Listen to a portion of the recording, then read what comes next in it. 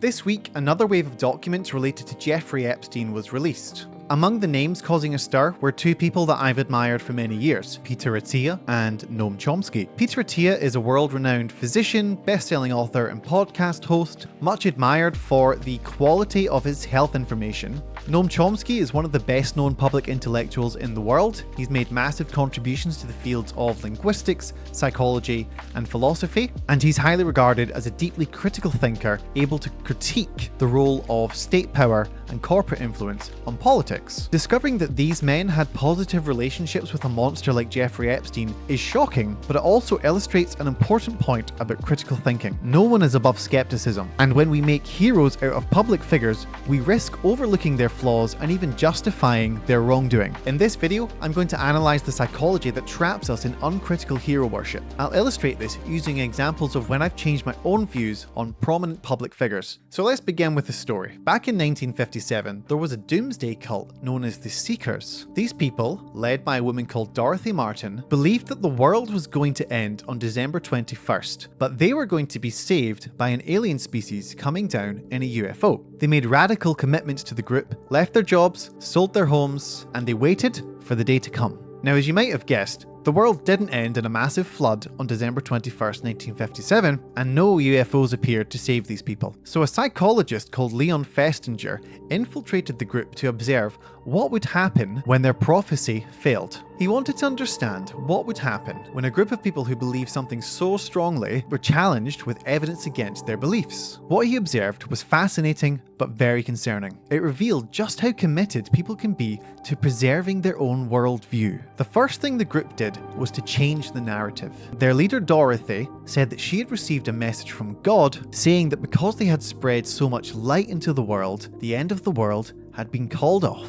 They had saved the world through their beliefs. This radical departure from the original content of their prophecy actually led the group to believe even more strongly. This was something known as doubling down. This true story led Leon Festinger to write about the psychological phenomenon he called cognitive dissonance. This is a state of mental tension that exists when our worldviews are challenged so strongly that it becomes uncomfortable. I believe that that type of tension is a necessary indicator of when we need to evaluate and change our own beliefs. Importantly, some people did use that failed prophecy as a sign that they had been wrong. The ability to understand when you're wrong is one of the most important qualities we can develop. It keeps us humble and helps us learn how to grow and adapt our understanding of the world according to new information. In my own life, I had an experience of evaluating my beliefs of somebody who I held in high regard. So when I first discovered the Canadian psychologist Jordan Peterson, I was captivated by his confidence,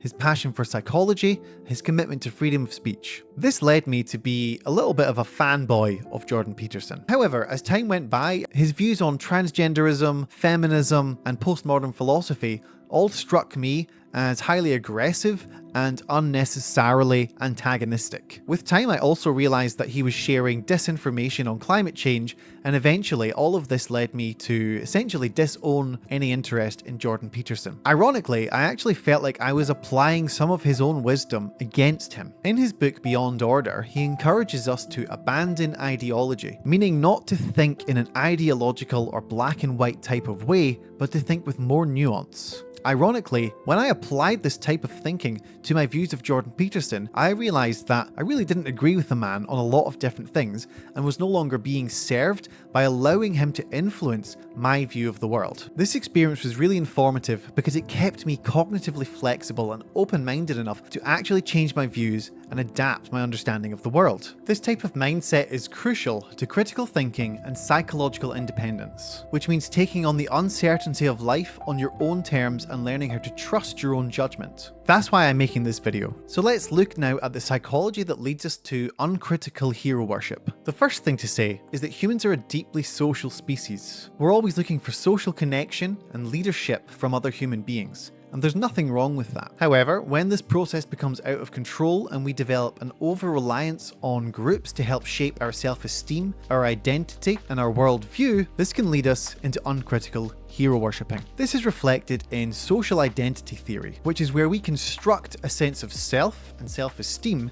based on our identification with a group, which also sets up a distinction between the in-group and the out-group. This can lead us to hold quite extreme and antagonistic views against people who we don't perceive as being part of our in-group. This is the sort of thing that seems to drive so much division in society. I think this type of in-group, out-group psychology is at play when people form attachments to public figures and negatively react to any type of criticism that's offered against them. Related to this is something known as confirmation bias. This is when we actively seek out the type of information that's going to confirm our views, but we reject the type of information that's going to disconfirm our views. This seems like quite an intentional or willful thing, but I think it's something we all do naturally.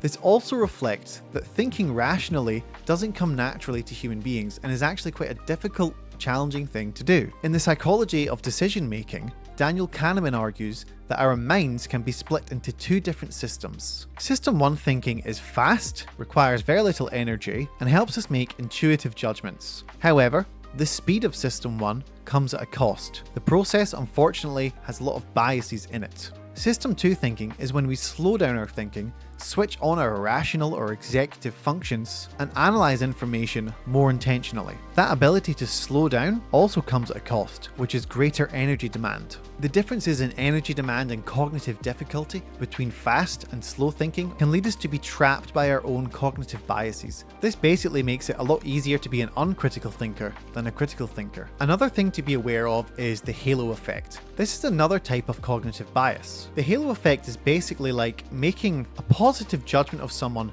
based on one thing we like about them and then completely overgeneralizing that so that everything they do seems more positive than it actually is. So going back to the Jordan Peterson example, because I liked his confidence, his interest in psychology and science, it would have been really easy for me to ignore those views of his on transgenderism, feminist philosophy, postmodern philosophy that I found more questionable. And at first, this did happen, but over time, that halo effect started to wear down as it became more of a balancing act between the things I did and didn't like about him. But that halo effect is always at play when there are things we like about people, when we find them attractive, we find them intelligent, whatever qualities we admire about them as a person, and they show to us. Those qualities can mask our judgment and our critical analysis, so that when they actually do things that are questionable, we're less likely to engage skeptically with them. To untrap ourselves from all these different aspects of psychology that lead us into uncritical hero worship, we need to develop our self-awareness. We need to be willing to consider that we could be wrong, identify our own biases, and we need to be willing to change our views. This is a really difficult thing to do.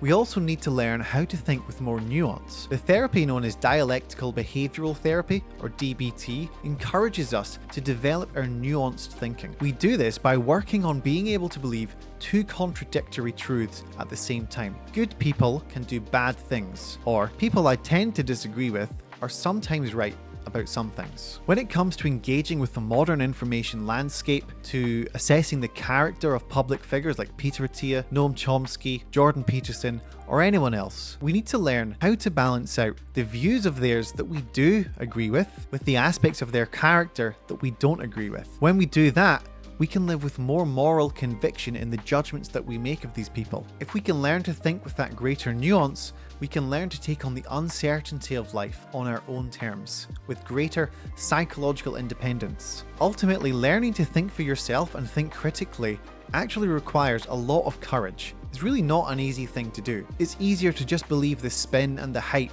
put out by public figures when they defend themselves for their wrongdoing, or when their fanboys come along and defend them.